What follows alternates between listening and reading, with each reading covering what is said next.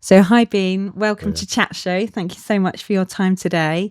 We're going to have a chat about your business. So, you're obviously co-director of Dunkertons alongside Julian, and you run your own fruit juicing business. So, I'm really keen to know a little bit about your background and about what brought you to where you are today.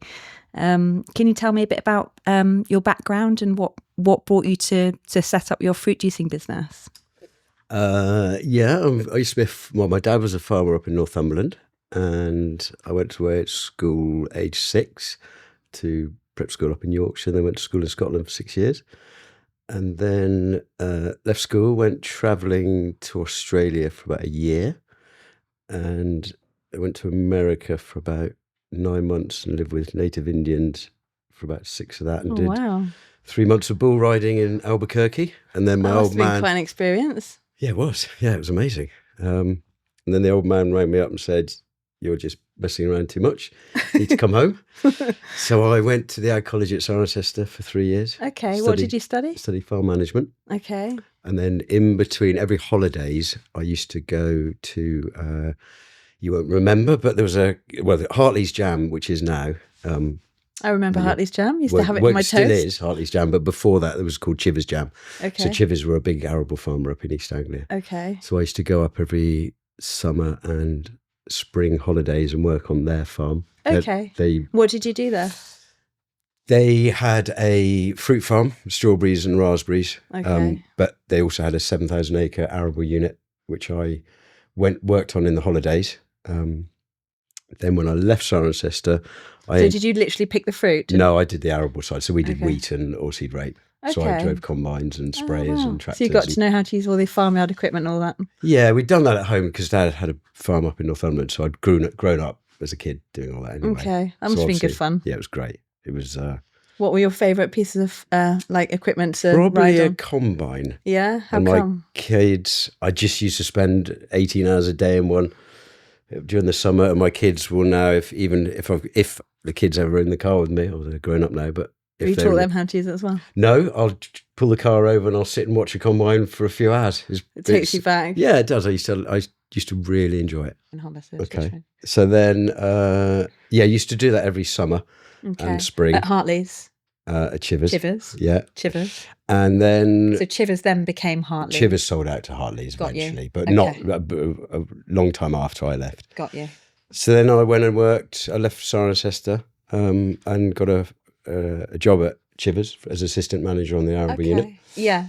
Did that for 2 years. So again, on the combine harvesters? Yeah, the combines and the sprayers. And when I first went, back before, what was that, about 30 years ago, farming used to have, on a big farm like that, they'd have 40 tractors, 40 workmen, and then it became a lot more industrial, and Caroline Chivers, who ran the farm then, she was quite ahead of her time, and she made everyone redundant, sadly, kept on 3 people, but it was the time when then she'd buy one combine, one tractor, instead of having loads. Okay.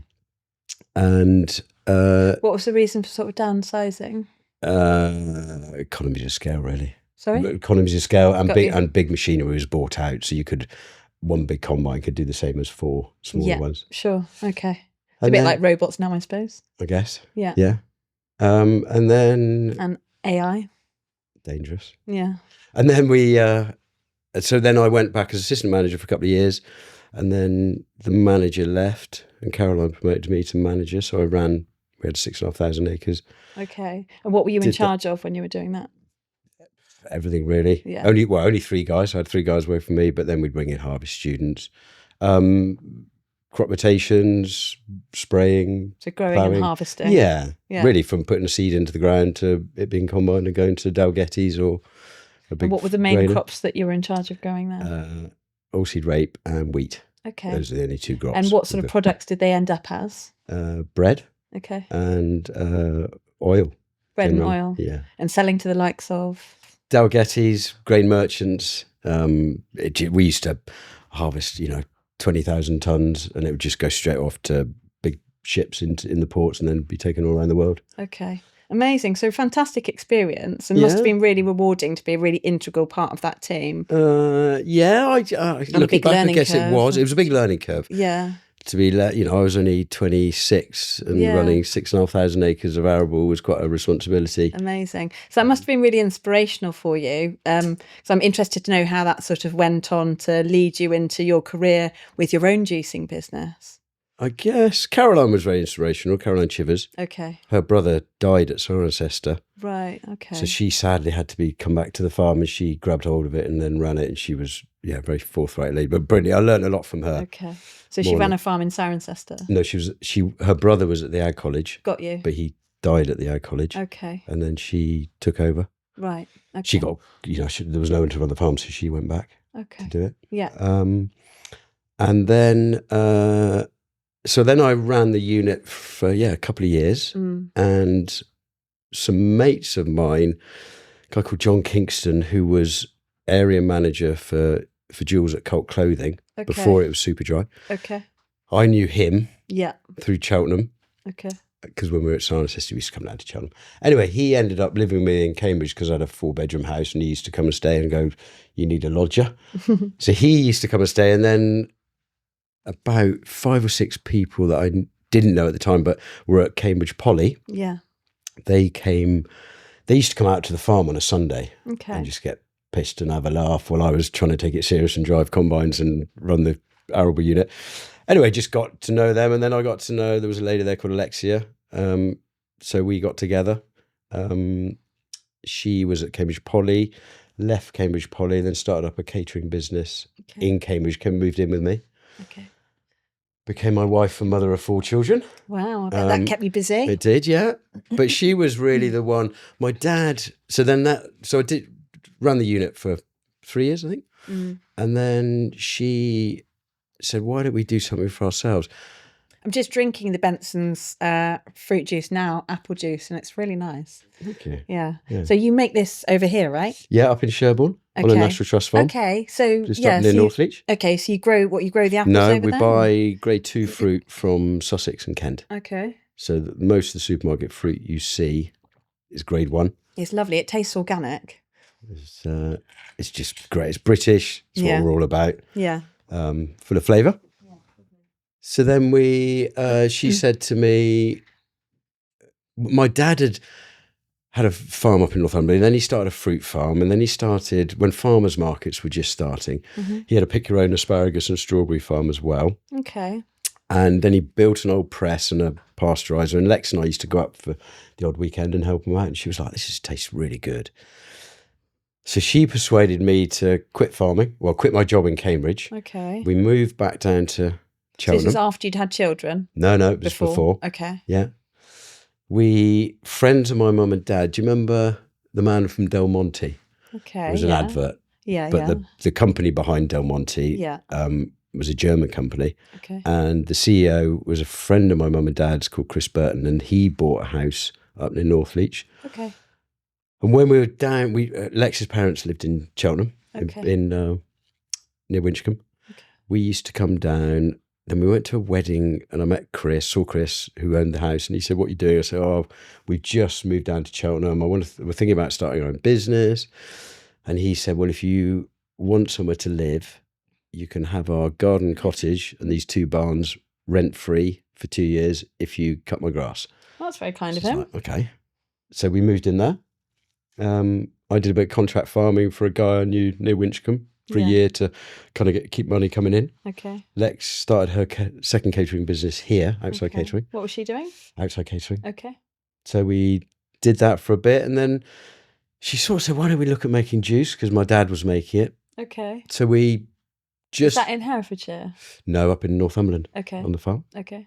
So then Dad, we used to go up, and so we borrowed a mate's horse box and Land Rover, drove up to Northumberland, used Dad's press, went to press a load of juice, went to WOMAD, which World of Music and Dance Festival, which was in Reading. It's now in,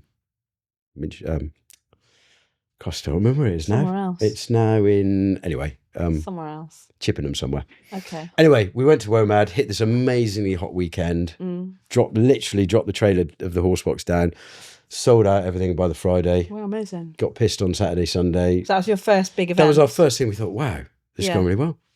The weather can really help, but it amazing. did. But we just realised that people wanted good juice. Yeah. And there was a lot of concentrate juice from Germany and Poland at the time. Yeah. I think people really like British as well. British people like to buy British, don't they? Yeah, and I think just quality, really, and that's what we've strived for. So we thought, okay, there's something in this. So then I sort of did what Dad did. I bought an old apple press. I built a pasteurizer, which heats juice to 82 degrees, chills it. Okay. And then set up in these barns, and farmers markets had just started.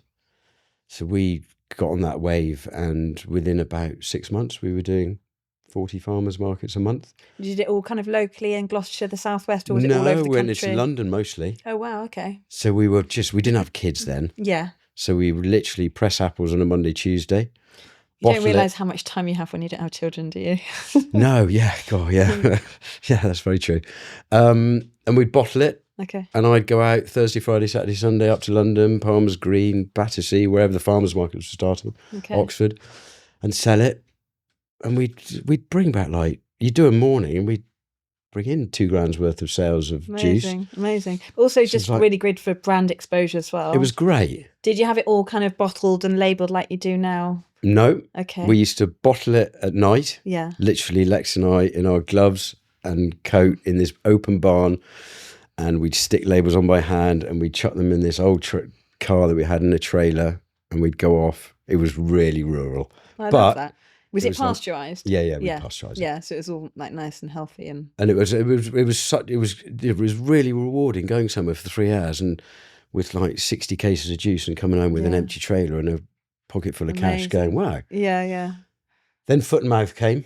Ooh. And did that cause some problems? Well, it stopped every single farmer's market. The government stopped any movement of livestock, and obviously 80% of farmers markets was meat, and so that just killed it. Ouch. So we thought, right, what do we do? Yeah. So I jumped in the car, and he's probably one of our most prestigious customers. I went up, and in those days you could go and knock on doors in London to meet the buyers. Sure. A lot harder now. But was it wholesalers or the end users? The end users I went to. So I went to the Tate Modern, Tate Galleries, met a guy called Hamish Anderson, who's now still there. He runs all the Tate Galleries, and knocked on the door and said, it must have sounded very rural, because I was like, we make juice in the Cotswolds. And he was like, yeah, okay. So he put it on his shelves. And then I drove around London in a car, just knocking on doors. We picked up, within about 6 months, we had, 1,500 outlets, cafes, restaurants. Then we built that up to sort of 8-10 vans driving around the country. Yeah. Then where we are... Did you have a lot of people approaching you at the markets, or did you have to do a lot of going out and knocking on doors? No, because the farmers' markets were just mostly, shoppers. They weren't buyers. We get the odd buyer come on a Saturday that would go, oh, this would be good in my outlet. But now you sell to the likes of Wagamama's, Nando's, National Trust. Yeah, the National Trust came off the back of... So in Sherborne, we're a National Trust tenant. Okay. So where we were with Chris in his barns... The other side of the A40 is 4,500 acres of National Trust. Okay. I then approached the National Trust and said, look, actually some barns came up in Sherborne, and we were ready to move where we were because we'd outgrown it a bit. The 2 barns that we'd been given for 2 years rent free. Yeah. So I approached the National Trust and went into some barns there. Yeah. And then we decided to approach the National Trust, see if they'd want to take our juices. So I went to Helis, which is in Swindon, head office there, and they was like, yeah, okay. So within a couple of months, we were driving around to 216 National Trust restaurants, outlets. Amazing. Delivering juice. Yeah. Pretty mad. Yeah, that's awesome. That's how you do it. It's just kind of consistency, hard graft, putting yourself out there, and that's how you do it, isn't it? It was, but it was a lot easier then, because you could meet the decision makers there and then. Yeah, I get you. And you can look them in the eye and they go, I think people hide behind sort of phones and technology a lot nowadays. Yeah. And it's quite hard to get face-to-face meetings. It is, but once you get them, and interesting, I was at a big do the other day with Cotswold Fair, and they had the buyers from Whole Foods, Ocado and Deliveroo. And they were up on this panel and they were saying they're now going back to try and look people in the eye, meet suppliers. There's so much strength in the face-to-face, I think. You know, people buy from people. Yeah, I mean, I've worked in recruitment for many years, and that's, you know, I think COVID really revolutionised the way that businesses operate, and so much more is done via sort of the likes of Teams and Zoom and that sort of thing, FaceTime now. But it's so much stronger. It's so much better for business relationships and striking rapport and building relationships with people, having the face-to-face. And that's where in some ways I think that, you know, anything like retail or hospitality, there is a lot more face to face, and there's a lot of power in that, isn't there? Yeah. The people that you meet and, you know, the relationships you establish, you know, can sort of stand you in really good stead on a business level. Yeah, it's also exciting meeting people and meeting buyers. It's a nice and part of it. Trying to schmooze them and trying to find out what they need. It makes it fun, doesn't it? Yeah, it does. Yeah. I love that side of it. Yeah. I wish I could do more. Yeah. So let's talk about sort of today. So obviously, you know, really interesting learning about your journey, but sort of fast forwarding to today, obviously you know, your brand is really established now, isn't it? You know, you're selling to, you know, a really impressive client base, and you now tell us about your relationship with Julian Dunkerton, and you know, he obviously approached you wanting to collaborate with you on a business level with Dunkertons Cider, where we are today. Can you tell us a bit more about that? Yeah, so I met Jules, 25 years ago, something like that, through my ex-wife. Okay. Lexi. Lexi, yeah. She used to live in the retreat, like everyone else did. Yeah. But anyway, through Jules, and just stayed in touch with him. And he always sort of said when his dad got too old, would I be interested in being part of the cider? Yeah. And I said, yeah. And then about 12 years ago, I got a phone call from him. And he said, Dad's at that stage. His dad wasn't very well at the time. Okay. Anyway, went up and met his dad and his stepmom, Susie, and spent the night there, had a look around. Came back the next day and he said, are you interested? I said, yeah. And I said, look, how's it going to work? And he very generously gave me half of this company. He said, look, I'll buy it, give you half of it. I don't have the knowledge and whatever. So it's 50-50 split, this Dunkertons Cider. Yeah. Got and you. then then I spent 2 years. So I still do Bensons with Lex. Okay.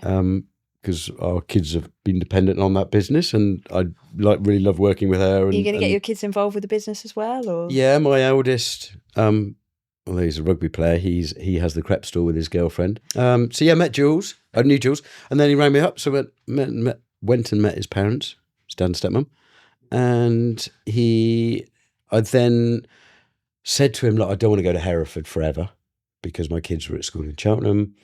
I've got a juice business. And we basically, this site came up for sale and Jules bought it. And then I said, wouldn't it be great to move the business here?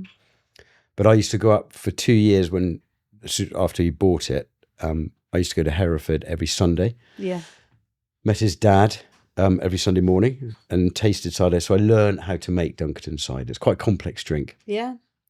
From 10 till 12, used to literally go out to the vats, taste 8-10% ciders and just drink it, and by 12 o'clock I'd go, Ivor, I'm too pissed. And he was a hardened 80-year-old man who used to drink a lot of cider and he's like, fucking hell, Bean, just man up. Anyway. So I'm a cider fan, and I must admit Black Fox is by far my absolute favourite cider. I don't drink any other cider. What's the key? Are you able to share your pearls? He was really pioneering Ivor. His mother, I think, was French. Right. And so he wanted to create cider, how they make wine, blending single varieties together. Okay. So there's no other cider company, and certainly no other organic cider company that does that. So when I make a blend, that Black Fox at the moment, the one we've just done, has got 16 single varieties of cider in it. Okay. So it's a really complex drink. You're blending 16 different ciders. That's 16 different type of apple. So Kingston Black, Dabinet, Michelin. The big boys, the Thatchers, will generally use 2. Okay. Dabinet and Michelin. Okay. So if you go to Hereford and see Bulmer's orchards, they're either Dabinet and Michelin. Okay, so it's just a couple of different apples. Yeah, and it's very generic, whereas Dunkertons uses, I think the most I've ever done is 26 single varieties. Wow, in one cider? In one cider. So that's why I spent 2 years with Ivor learning how to blend. And that's how you get that flavour. Yeah. It's completely different. And although, so I say it myself, I think it is the best cider in the world. Yeah, I love it. I love it. 3 or 4 global awards every year. Amazing. Because of what I've created, really. Yeah, yeah. And that's Ivor Julian Dunkerton's father, is it? Yeah, who sadly died 8-9 years ago. Right, okay. But I was very fortunate to spend those 2 years with him. What a legacy to leave. Yeah, he was, we are the oldest, Dunkertons is the oldest 100% organic cider producer and the only in the world. Really? When they started 42 years ago, they went organic, and Susie was a big part of that, his wife. Okay. She was very earthy and wanted just, and it wasn't a commercial reason, it was just they didn't want to eat food and drink that wasn't organic. They didn't want sprays and fertilizer. Get it. So, there's a lot goes into that, and we compete against the conventional ciders in price. So we have to champion why we're any I'd better. rather pay more for quality and that flavour, though, personally, and I'm sure there are a lot of people out there who would. Yeah, there are, but cider's been deemed, the supermarkets and the big boys have made cider. The consumer assumes cider's quite a cheap product, so it's quite a hard thing to not convince, but show the customer that actually what goes into it. When people walk into the cidery and I show them around, they're like, wow, we had no idea what goes into making that pint. Yeah. So it's trying to educate people. One of the things I love about what you do here is that you keep it really vibrant. Dunkertons as a venue, there's always something going on for kids, for families, for adults. You've got your house nights, you've got bands, you've got comedians. Do you get involved in that whole events management side of things? Do you have a team who does it for you? Yeah, I've got a team now, a great team. But yeah, I'm still very part of it. I can't let go of it, really. Yeah. I think because I've built it with Jules and I've been very hands-on. I strive, because it's competitive. Other people are doing stuff around locally, and you've just got to keep going at it, do better things. Be ahead of the game. Yeah, you do. Yeah. And I think we try and offer that, and we do offer that. It's what we've got outside has come off the back of COVID. There was none of that here before, so we're, although it was a horrendous thing, looking back, it was a bit of a blessing for us, because we probably wouldn't be where we are now in terms of being such a destination, a venue. But we try and make it something for everyone. Yeah. There are places around that, are more premium than us, and they just attract premium people. We think, from, the builders on a Friday to your grandparents on a Sunday to celebrities playing, Idris comes and plays a set here, and I think that's what's appealing. Yeah, yeah. I think the fact that people can just come and you can be dressed up, you can come in your scruffs, you can come in your pajamas if you want, your kids can run around. Yeah. I think the blend of the sort of quality of entertainment as well as the ambiance that's created, because it's a really lovely place, and great food, great drink is what makes it sort of stand aside from the competition, really. Yeah. Can you tell us a bit about some of the events that you've hosted recently and what you've got coming up? Yeah, we had Craig Charles in January, which was quite exciting. He was brilliant, actually. I watched him on Red Dwarf, so I didn't know he was a DJ. But he was a real crowd pleaser. I think what we've learned from our big nights is if someone can entertain people on the stage, and and people know them. I think they've got, obviously we've had the big draws like Idris, everyone knows him, and that was amazing. We could have sold a lot more tickets. That was probably an exception, but the Soniques, the Seb Fontaines, Gokwan, yeah, he was great. Martin Kemp, yeah, people just, I don't know, just enjoying being with people who they can relate to, maybe off the telly, and they got to play a bit of good music as well. Yeah, yeah. And I think there's nowhere, we're trying to attract a younger audience as well, but I have realised that there isn't anywhere for people 35, maybe 40 and older, that can go and just let their hair down. Yeah. Everyone wants to have a dance, but you can't go to the pub and dance, really. You can't go to a club because your kids are there dancing and they're like, get the hell out of here. So Dunkertons has become a bit of a place where I think that generation has gone, actually, let's go and let our hair down and have a good boogie. And it sounds like you're really, really busy juggling business, kids, all sorts. How do you unwind? How do you relax? What do you do kind of outside of work? What hobbies have you got? I have 4 children that play a lot of sport at a very good level. And I'm very fortunate that that's how I unwind. Going to watch my kids play sport. And I've seen you eating with them here. Yeah, really nice. They come back from uni today, a couple of them. But I'm very fortunate. They all went to a school in Cheltenham, really sporty school, and they were all in a year. There's 4 of them, 3 boys and a girl. They're all in years where. Which one did they go to? To Dean Close. Nice. And They've got good sports facilities. Really good Remember sports. I used to play them at hockey. Did you? Yeah. And they just excelled there, and they were accepted by the kids because they didn't start age 3 or 4. They sort of went in the senior school. Actually, Billy and Nina went in the prep school, but they were just accepted by all the sporty kids, and they just excelled there and have gone on to, just do a lot of sports. So I spend my time. I used to drive a lot locally when they were Dean Close for sport, but now it's all over the country watching sports. So that is how I unwind. And if I'm not working, that's what I do. And obviously, you've achieved some really wonderful success with your businesses. Moving forward, have you got any aspirations over the next sort of 5-10 years? Is there anything you haven't achieved that you'd really like to be able to achieve? Bit of quality time. Yeah. I haven't managed to do that. What do you mean by quality time? What does that look like to you? Just time off. Yeah. I think. Do you want to ideally sort of sell your business one day, or would you like to keep it as a legacy for your children? If the kids want to come into it, I think I need to strike a better work-life balance. Yeah. I think everybody could say that. Yeah. I think being a farmer it's not originally, easy juggling everything, is it?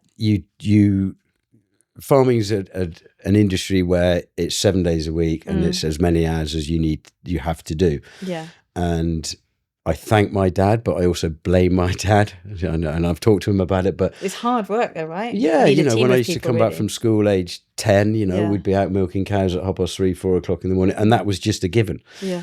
And I think I've really struggled to get that out of my system.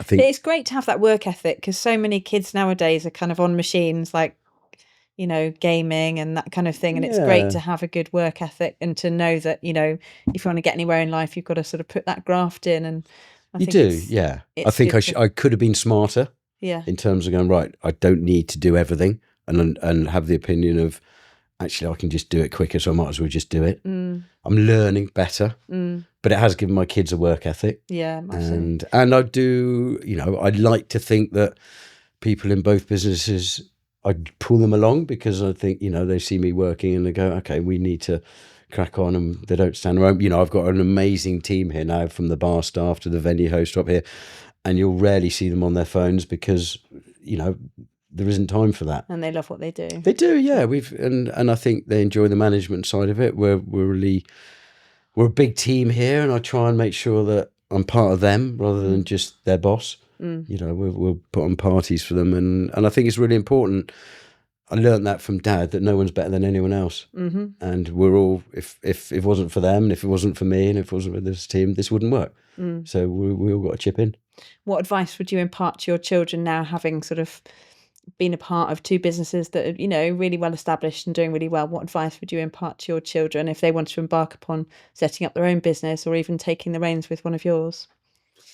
I think work hard and be kind. It's good advice. I think working hard. I think being kind. Something my dad always taught me. He said, just be nice to people and you'll get a lot more out of people and you'll just feel better in yourself. And I think he was right. So I try and do that. And I think the kids have certainly picked that up for me. Obviously, it's hard to be kind all the time. Yeah. But I think it's really important. And just be nice and smile.